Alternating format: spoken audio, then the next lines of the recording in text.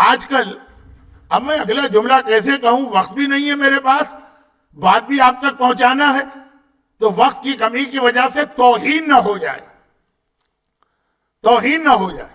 وہ کیا چیز ہے؟ آج کل ہمارے یہاں زیارت عاشورہ کی بہت شہرت ہے۔ زیارت عاشورہ نو ڈاؤٹ اہم ترین زیارتوں میں سے ایک، سب سے اہم میں نے نہیں کہا، one of the most important زیارت عاشورہ، اور اس کے اتنے بینیفٹ۔ زیارت عاشورہ کو بہت سے لوگ اس لیے ترجیح دیتے ہیں ساری زیارتوں پر کہ اس سے فائدے بہت ہیں، اور بہت سے لوگ اس لیے ترجیح دیتے ہیں کہ اس میں لعنتیں بہت ہیں۔ اب ایک مزاج ہے کچھ لوگوں کا جو چاہتے ہیں کہ ہر وقت اور ہر موقع پہ لعنت۔ دیکھیں، لعنت دین کی بنیاد، تولا اور تبرہ، مگر تولا ہو کہ تبرہ ہر موقع پہ اسلام ہم سے نہیں چاہتا۔ دل میں ہر وقت رہے، دل الگ چیز ہے، اللہ ہے، یہ عقیدہ آپ کا ہے، جو ہر وقت دل میں رہنا چاہیے، لیکن ہر وقت زبان سے یہ کہنا ضروری نہیں۔ اب میں بہت سینسیٹیو ٹاپک پہ چلا گیا نا، تو کچھ لوگوں کا دل چاہتا کہ ہر عمل، ہر عبادت، ہر موقع لعنت کے ساتھ۔ اچھا، اس کے الٹ میں وہ لوگ خود بھی کہتے ہیں کہ نہیں بھائی، ہر چیز ہر موقع کے لیے نہیں ہوتی، جیسے تبرہ ہے ویسے تولا۔ خود ہی وہ لوگ کہتے ہیں کہ بھائی تولا ہماری زندگی ہے، تولا ہماری سانس ہے، تولا، مگر ہر موقع، دل میں ہر موقع پر، دل کی بات نہیں ہے، زبان کی بات۔ کیونکہ جو لوگ کیا کہتے ہیں تولا ہر جگہ، وہی ان کی یہی دلیل تو ہے کہ نماز کے تشہد میں کیوں نہیں ہے اشہد ان علی ولی اللہ؟ جب علی کے بغیر کوئی چیز مکمل نہیں ہے تو نماز کیسے مکمل ہے؟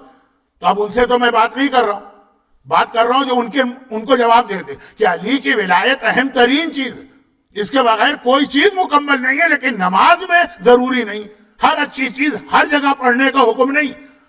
اب یہی لوگ جو تشہد میں مراجع کے فتوے کی وجہ سے ان کے ہاتھ پاؤں کٹے، کہتے ہیں نہیں بھائی اس میں نہیں ہے تو نہیں۔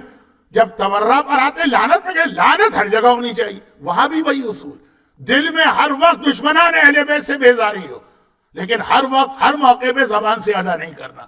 لیکن کچھ لوگوں کو زیارت عاشورہ اس لیے پسند آتی، زیارت عاشورہ سے ان کو اتنی زیادہ محبت نہیں ہے، لیکن بہرحال ان کا دل چاہتا ہے کہ دشمنان اہل بیت پہ لعنت ہر موقع پر ہو، ہر جگہ ہو۔ جبکہ زیارت عاشورہ پہ لاسٹ ٹائم میں نے بات کی کہ امام نے کتنی پابندیاں لگائیں کہ آہستہ پڑھو، خفیہ طریقے سے پڑھو، لوگوں کے کان تک نہ پہنچے، گھر کی تنہائی میں پڑھو۔ لیکن بس ایک حکم تو امام کا لیتے، زیارت عاشورہ پڑھو، باقی ساری چیزیں خود ایڈ کرتے، لاؤڈ اسپیکر پہ پڑھو، کیمرے کے سامنے پڑھو، یوٹیوب پہ کلپ بنا کے پڑھو، آن لائن پروگرام پوری دنیا کو سنا کے پڑھو، فیس بک پہ دکھا کے پڑھو، یہ سب اپنی طرف سے۔ اچھا، لعنت میں نے بار بار کہا، اس کے بغیر دین مکمل نہیں۔ لیکن جس طرح سے اشہد ان علی ولی اللہ ہم نماز میں نہیں پڑھتے ہیں کہ اس سے بڑی کائنات میں کوئی حقیقت نہیں ہے توحید کے بعد اور رسالت کے بعد، مگر ہر جگہ نہیں، وہی لعنت کا مسئلہ۔ اب آئیے چوتھے امام کا گفٹ۔ چوتھے امام نے ہمیں زیارت امین اللہ عطا کی، ایک زیارت عاشورہ۔ زیارت عاشورہ ہمارے ہاں یا تو ان لوگوں کو بہت پسند آتی، مجھے بھی آتی، لیکن میں کہہ رہا ہوں زیادہ جو اس کی طرف سے جاتے یا تو جن کو دنیاوی چیزیں، روزی کے لیے، اولاد کے لیے، یا یہ کہ دنیاوی ترقی کے لیے، دنیا میں دینی ترقی کے لیے بھی، بھئی کسی کو مرجع بننا ہے، تمام مراجع زیارت عاشورہ پڑھتے آئے مثلا، اور یا وہ کہ جو چاہتے ہیں کہ ہر جگہ ہر موقع پہ لعنت ہو، زبان سے، دل میں تو ہونی چاہیے۔ زیارت امین اللہ اسی لیے ہمارے ہاں اتنی مشہور نہیں رہی، جبکہ ہمارے تمام علماء اور مراجع کا کہنا ہے کہ بہترین زیارت اپنے راویوں کے اعتبار سے اور اپنے ٹیکسٹ کے اعتبار سے زیارت امین اللہ بہترین زیارت مانی گئی ہے۔ پہلے تو لوگ زیارت عاشورہ کے بدلے زیارت امین اللہ پڑھا کرتے تھے، لیکن اب جیسے میں نے کہا بعض وجوہات کی بنا پر میں زیارت عاشورہ کے اگینسٹ نہیں پڑھ رہا ہوں، میں کہہ رہا ہوں زیارت عاشورہ میں 5ویں اور 6ٹھے امام نے دی ہے، زیارت امین اللہ 4تھے امام نے دی، اسپیشل گفٹ۔ جابر ابن یزید جعفری یہ روایت نقل کرتے ہیں۔ اچھا، اب یہاں بھی ایک دھوکہ ہوا ہے، چھوٹی چھوٹی باتیں ہیں، الگ سے بیان کرنے کا موقع نہیں ملتا۔ تقریباً ساری ویب سائٹ جتنی مجھ کو نظر آئی انڈیا پاکستان کی، سب میں لکھا ہے جابر ابن عبداللہ انصاری روایت کرتے ہیں۔ غلط، وہ جابر ابن عبداللہ انصاری نے روایت نہیں کہ وہ حدیث قصہ روایت کی، یہ جابر ابن یزید جعفری۔ بلکہ اگر ایک فارمولہ آپ کو دے دوں، جابر ابن عبداللہ انصاری نے زندگی میں 5ویں امام سے کوئی حدیث روایت ہی نہیں کی۔ زیارت کی ہے 5ویں امام کی، ڈھونڈا ہے 5ویں امام کو، عین الباقر عین الباقر، کوئی حدیث جابر نے 5ویں امام سے روایت کی ہی نہیں۔ کیونکہ نام سملر ہے نا، جابر نام کے 2 صحابی، دونوں بہت عظیم ہیں، یقیناً جابر ابن عبداللہ ذرا زیادہ عظیم ہے۔ تو جب کبھی نام میں دھوکہ ہو جائے تو علماء فوراً چیک کرتے ہیں کہ اس راوی نے کس امام سے روایت لی۔ اگر 5ویں سے لی ہے تو وہ جابر ابن عبداللہ ہو ہی نہیں سکتے۔ ہاں اگر آقا حسین ہے یا چوتھے امام ہے تو وہ جابر، تو یہ جابر ابن یزید جعفری ہے، جابر ابن عبداللہ نہیں۔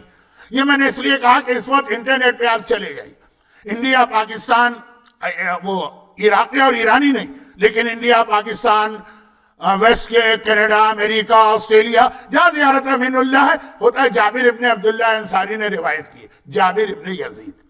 بہت ان کا تعارف بھی ضروری ہے لیکن وقت نہیں۔ کیوں ضروری ہے اس کی ایک وجہ بہت اہم ہے لیکن آج نہیں۔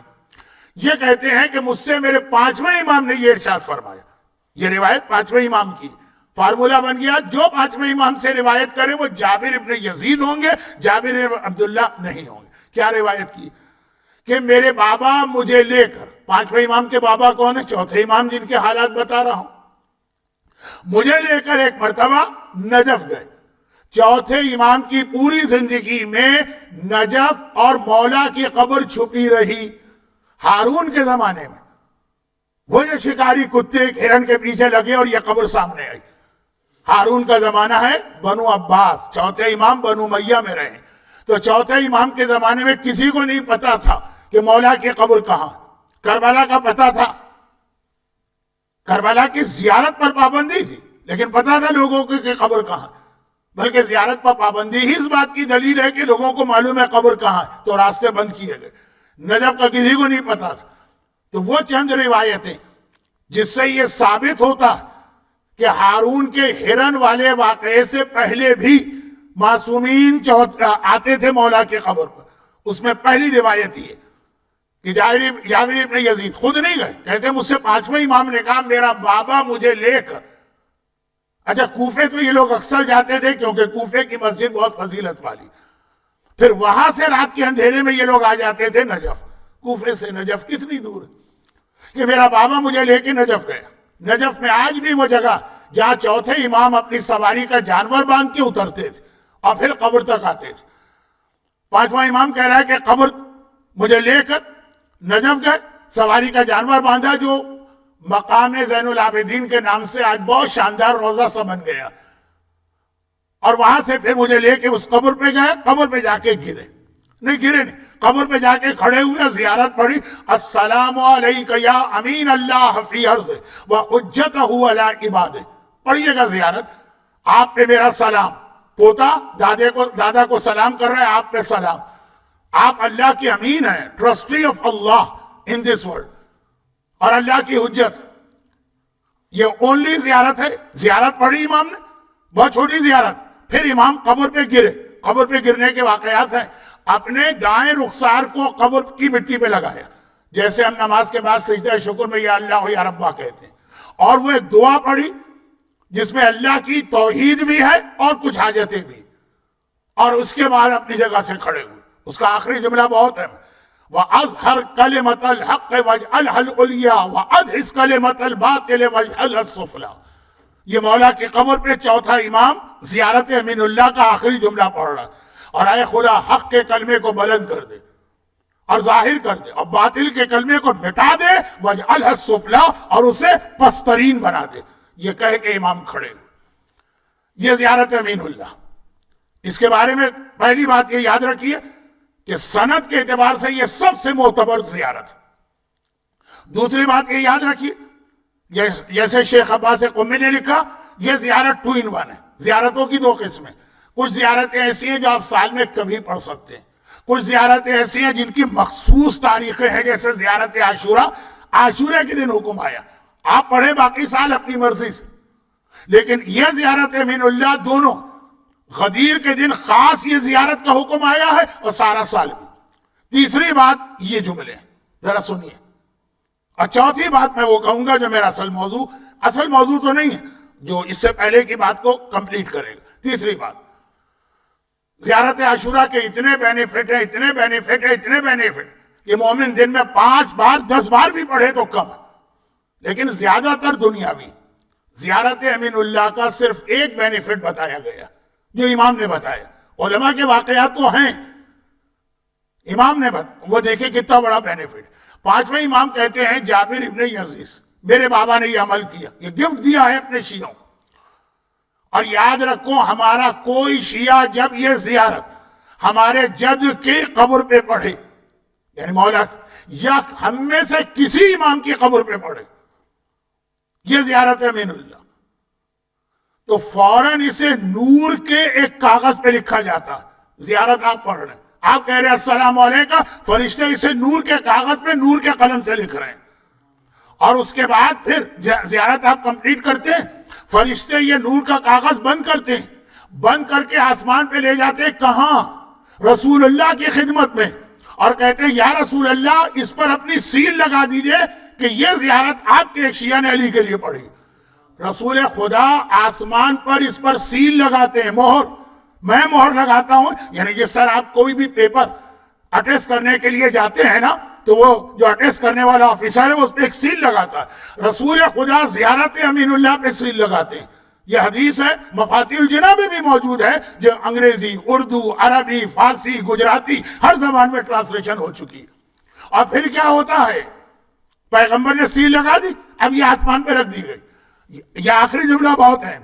جب زمانے کا امام آئے گا، یہ اسی حدیث میں 5ویں امام کہہ رہے ہیں، جب آخری امام آئے گا تو فرشتے یہ سیل والی زیارت عاشورہ زیارت امین اللہ لے کر امام زمانہ کو دیں گے. امام اسے کھولیں گے، اچھا یہ صادق حسن نے نجف میں پڑھی تھی، یا عباس عابدی صاحب نے نجف میں پڑھی تھی، یا علمدار صاحب نے نجف میں پڑھی تھی، یہ جعفر صاحب نے نجف میں پڑھی، یہ مثلا عدنان کلیم صاحب نے. امام دیکھیں گے، امام کہیں گے بلا کے لاؤ اس کو. اور جب وہ آئے گا، زندہ ہے تو آئے گا، مر گیا تو قبر سے امام بلوا رہے ہیں. آنے کے بعد امام کہیں گے میں تمہیں جنت کی خوشخبری دیتا ہوں، اپنا خاص سلام پیش کرتا ہوں اور تمہیں دعوت دیتا ہوں کہ آ کے میری فوج میں شامل ہو جاؤ.